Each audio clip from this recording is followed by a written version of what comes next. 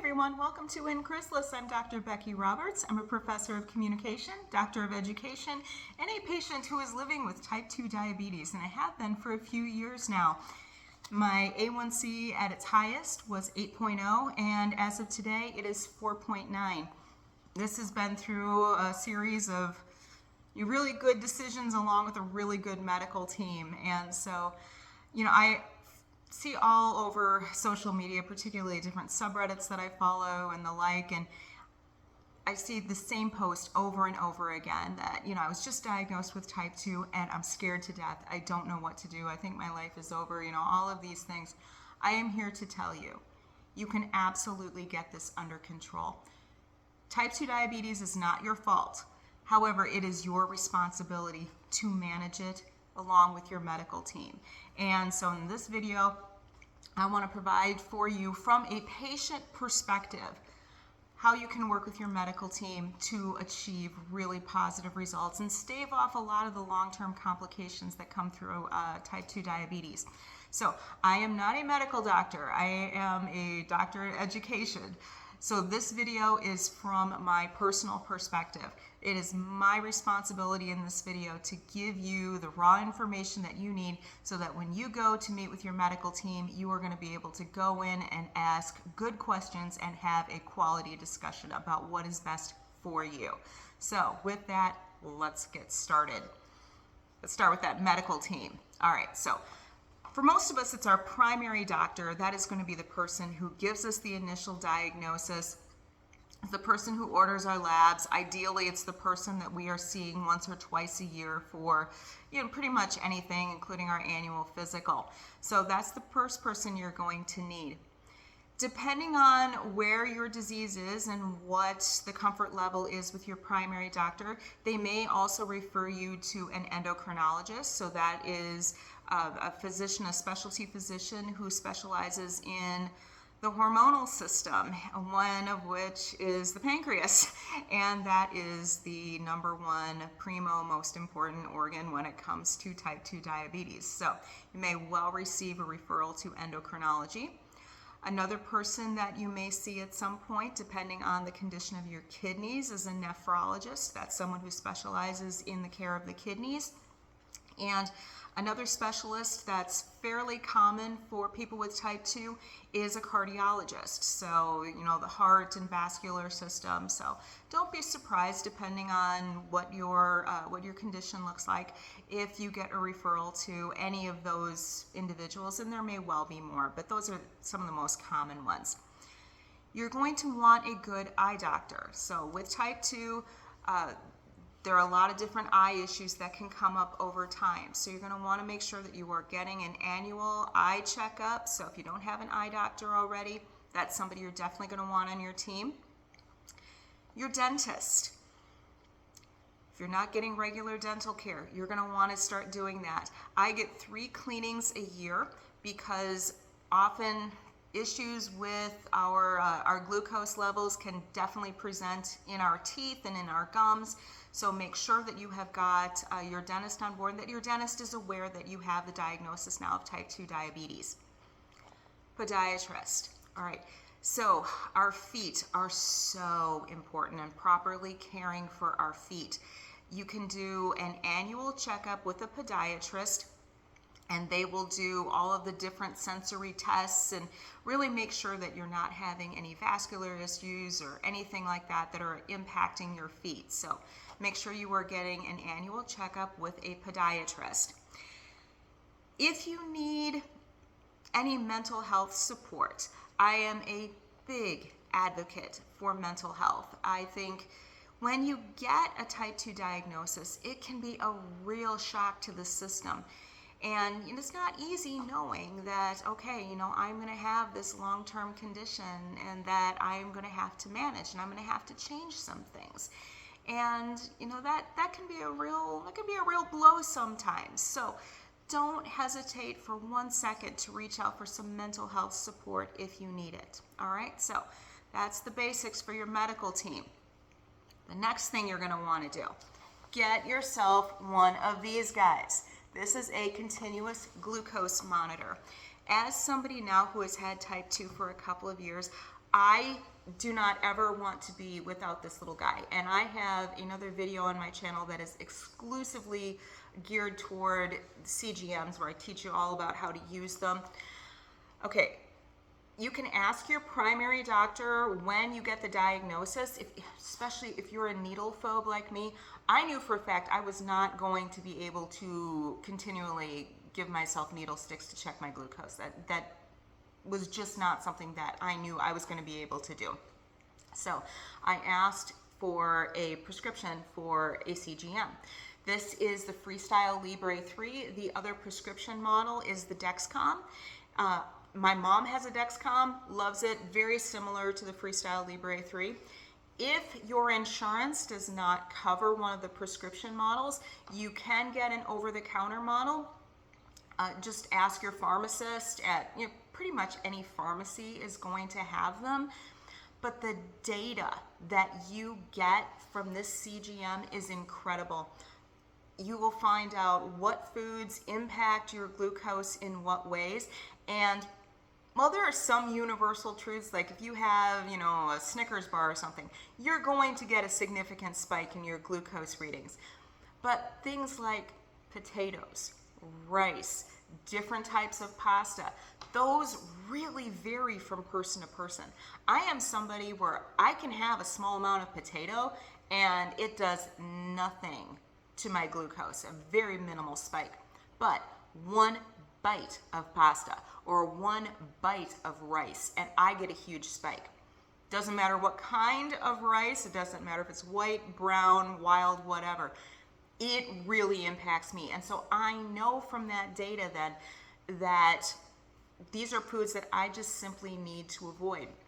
So get a CGM. You will not regret it. They are absolutely amazing little tools.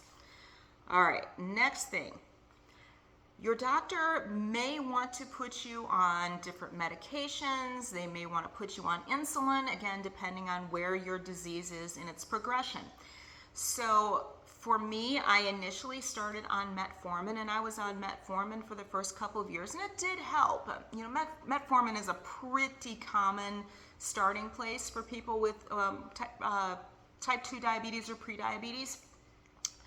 And then it would have been April of 2025 that my A1C had really shot up because I went through a very difficult period of life and I was not taking care of myself and I was not managing my condition properly.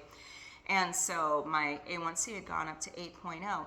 And at that point, my primary doctor asked if I would be willing to try Mounjaro, which I was. Game changer.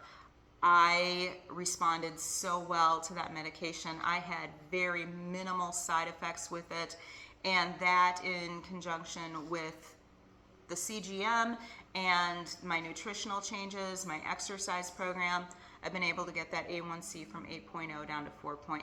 So different medications are absolutely incredible. GLP-1, so Mounjaro and Ozempic are the two that are most common for type 2 diabetes.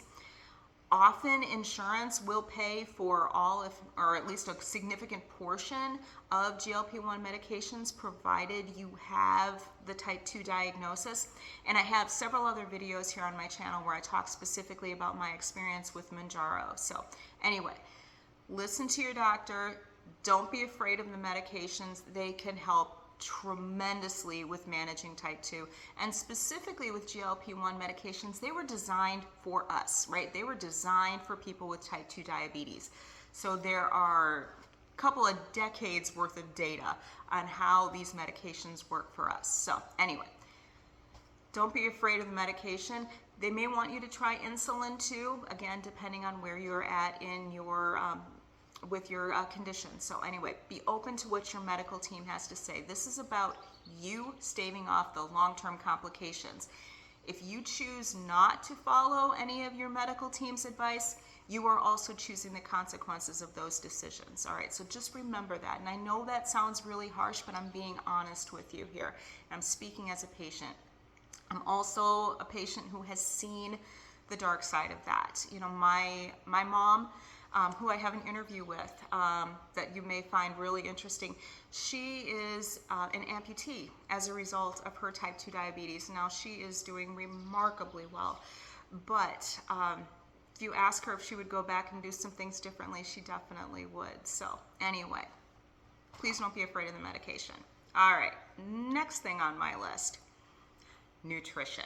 Okay, so my nutrition at this point is a diet that consists of lean proteins and plants.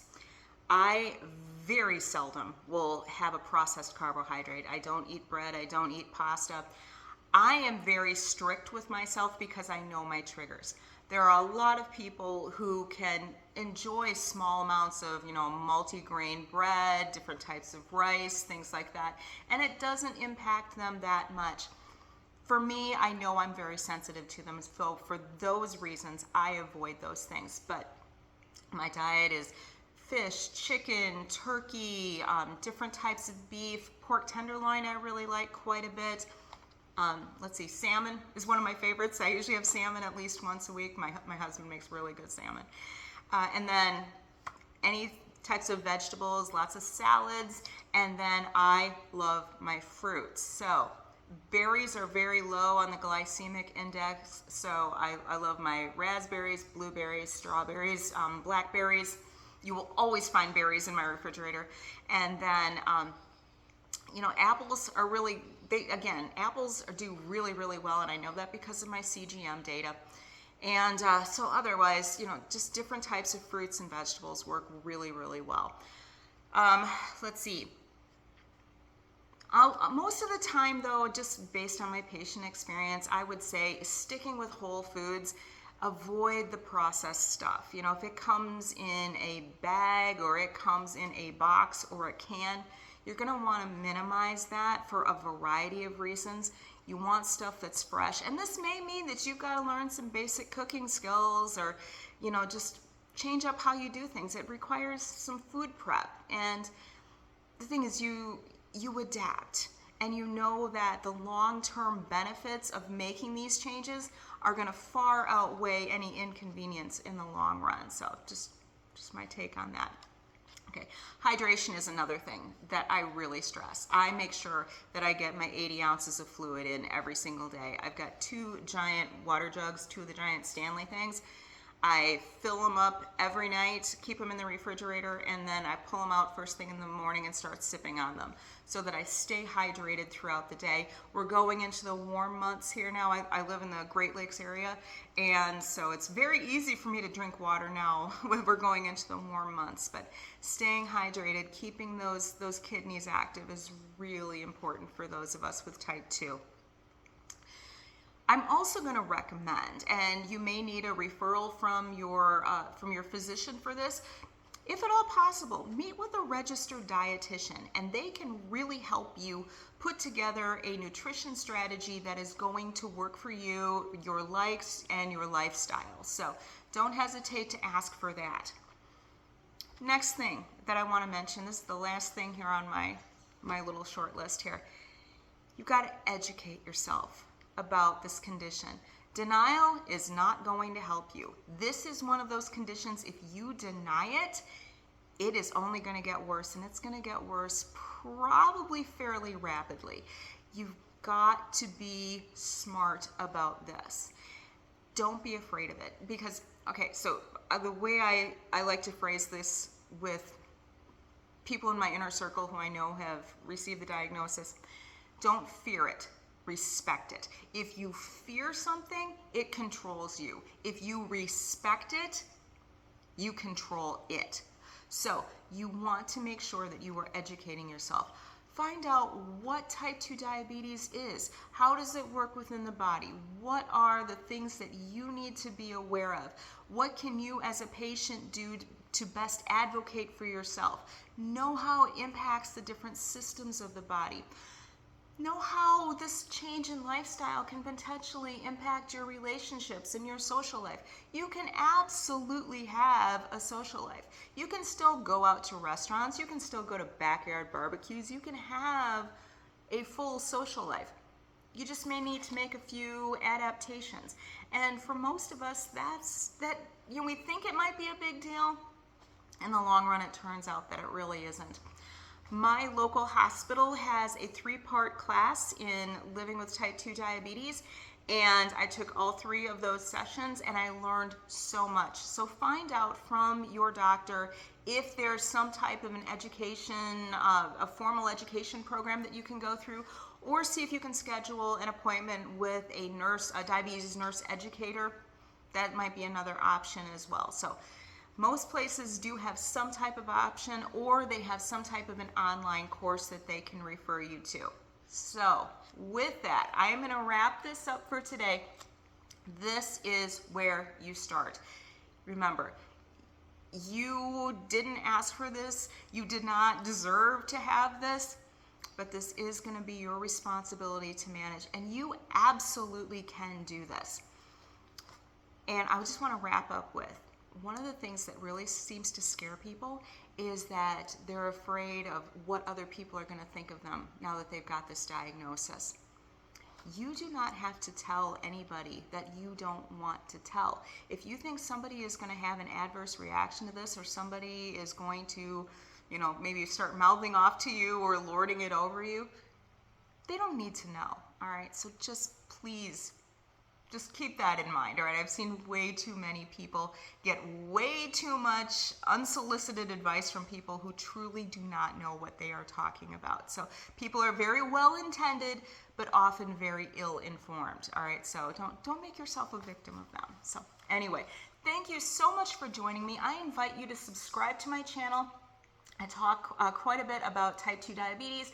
I'm also currently maintaining a 125-pound weight loss, so I've been through all of that, and I really focus on living with metabolic disease in the most constructive and healthy way possible. So I would love to have you join me. You can please like this video, and then also share it with anyone who you think could benefit from it. And I would welcome the support in any way. So have a wonderful day, and I will see you very soon.